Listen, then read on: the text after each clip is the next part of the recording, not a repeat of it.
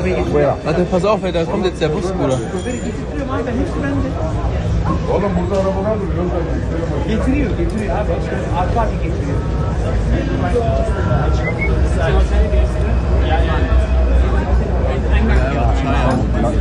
Gehen Sie bitte weg, wenn ich jetzt nicht mal durchgehe. Hey, was soll der Scheiß? Und? Was soll der Scheiß? Ich schubse Sie hier. Salt Bae, also known as Nusret Gökçe, went from viral meme royalty, A-list celebrities lining up just to be seen at his restaurants, to becoming a walking embarrassment almost overnight. His rise was loud, but his fall hit even louder, turning him from a flashy icon into a headline magnet for all the wrong reasons. After the fame blast, the unraveling came fast and messy, customers allegedly getting burned during over-the-top stunts, him crashing major events like the World Cup final, lawsuits from his own staff accusing him of stealing tips, empty dining rooms, restaurants shutting down across the map, and then the ultimate blow, getting kicked out of a Champions League final he wasn't even invited to. Once known for sprinkling salt on gold-covered steaks, he was suddenly seasoning his own reputation into dust. Now, instead of being known for his food, he's better known for clout chasing, bad press, and security escorting him away from places he thought he owned. It was the downfall of someone who mixed up internet hype with lifelong relevance and learned the hard way that fame has an expiration date. Fans online treated the security team like they'd scored a last-minute winner, and the humiliation was wild to watch. Nusret Gökçe, Salt Bae himself, tried to save face by hovering around, signing random autographs, acting like he totally belonged there, even as the vibes screamed that he was getting pushed deeper into irrelevance. Then came the denial tour, the desperate attempt to rewrite the narrative and pretend the world hadn't just watched his slip in real time. He jumped on social media trying to spin the whole thing, claiming he wasn't kicked out and was just passing by in a full tux, wearing sunglasses at night, at a UEFA event. Nobody's buying that. You don't just accidentally wander into a Champions League after-party dressed like a Bond villain, unless you're out here pretending the GPS of your life glitched. And the wild part? This wasn't even a one-time embarrassment. Salt Bae's brand has been spiraling for years, and this moment was just another messy chapter in the saga. People still can't forget the chaos he caused at the 2022 World Cup final. Argentina had just won. Emotions were historic. The players were having a once-in-a-lifetime moment.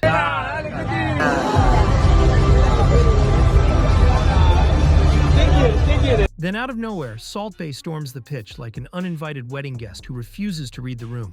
He grabs Lionel Messi, pulls his arm, forces a selfie, and then goes full cringe by holding the actual World Cup trophy, like he personally carried the team to victory. That moment flipped the entire internet against him in a single night. FIFA was furious, launched an investigation, and shut him out of future events, with the kind of energy usually reserved for rule breakers who really push their luck. After that, everything changed. His mysterious elite vibe evaporated instantly, replaced by a look of desperation, clout chasing, and total misplacement. And then came his excuse. I didn't know, right? You didn't know.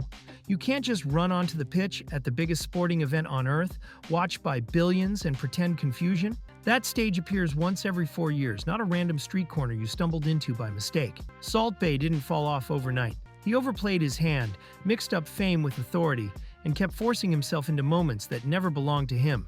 And now the world isn't laughing with him anymore. It's laughing at him.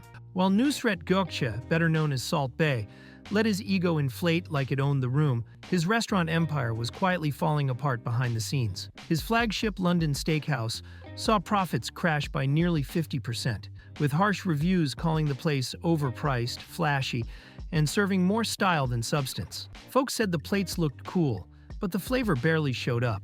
People were dropping hundreds on gold-covered steaks and still leaving hungry, which got so embarrassing that the restaurant had to push 39-pound lunch specials just to get bodies in the door. From sold-out reservations to empty dining rooms, the hype didn't just fade, it evaporated. And it wasn't only London taking hits. His Boston spot got shut down over safety violations. New York closed its doors. Miami fell into controversy. And even Dubai, his once unstoppable market, started looking like a ghost town. And then came the receipts. Like really, 140,000 euros. That's almost $154,000. Who are these people who, even after hearing the food isn't worth the hype, still show up ready to spend that kind of money? Like for real, I'd love to know what those folks do for a living. If anyone watching knows these people throwing cash around at his restaurants, please tell them to send some work my way. And honestly, if anyone else needs a job, drop a comment below. Who knows, maybe they'll take you along too.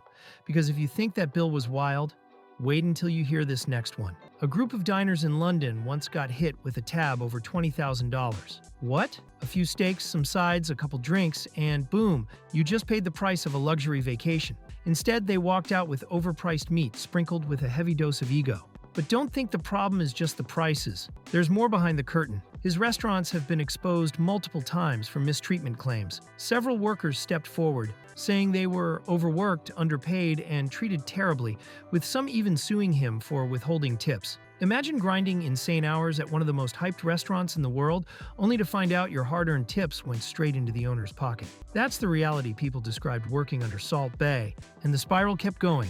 Salt Bae's major downfall picked up speed when his Boston restaurant shut its doors for violating safety protocols. A place that was supposed to be a shining addition to his empire, but ended up becoming another headline about things falling apart. In 2021, Salt Bae's London restaurant dropped a job ad offering chefs just £12 per hour, while that same restaurant was charging £850 for a single gold-plated steak. The contrast was wild. It showed that while Salt Bae was overcharging customers like he was selling edible treasure, he wasn't paying his own staff anywhere near fairly. His Istanbul steakhouse even rolled out a flashy stunt called the Tableside Fire Show, meant to impress diners with heat and theatrics. But things went horribly wrong when an actual fire broke out, leaving several customers severely burned, including Russian influencer Tustreskova, who suffered third-degree burns on 35% of her body. The whole incident showed how dangerous it can get when showmanship gets prioritized over real safety. With controversies stacking up non-stop, Salt Bae's reputation has been sliding downhill fast. Almost every week, new headlines pop up about one of his restaurants shutting down due to losses or a complete lack of customers. If things keep spiraling at this rate, the day isn't far when Salt Bae goes broke and fades into total irrelevance. One reviewer even said the service was great but noted they were literally the only people dining in the restaurant. That's what happens when branding gets powered by ego instead of quality.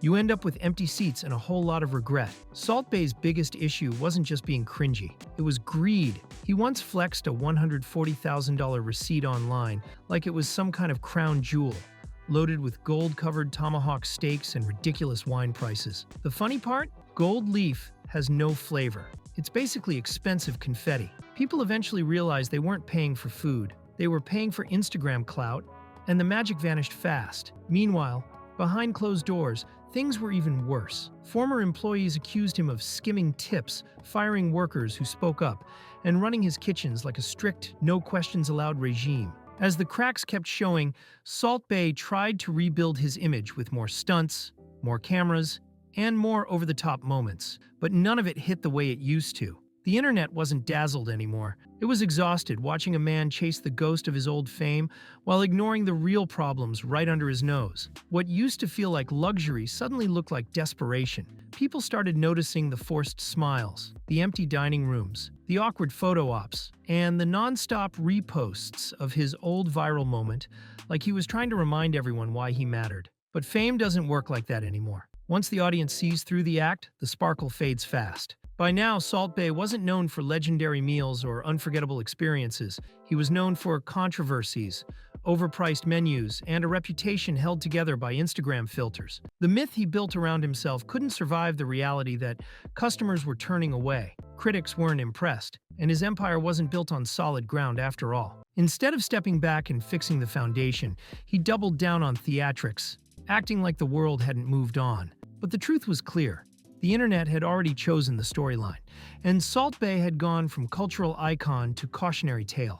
What started with a sprinkle became a warning about what happens when ego outruns substance. And now, with restaurants shutting down, lawsuits stacking up, and public patience wearing thin, Salt Bae stands at a crossroads. Either reinvent himself with real humility, or watch the last bits of his spotlight slip away for good. Because once the hype fades and the smoke clears, all that's left is the reality he's been avoiding.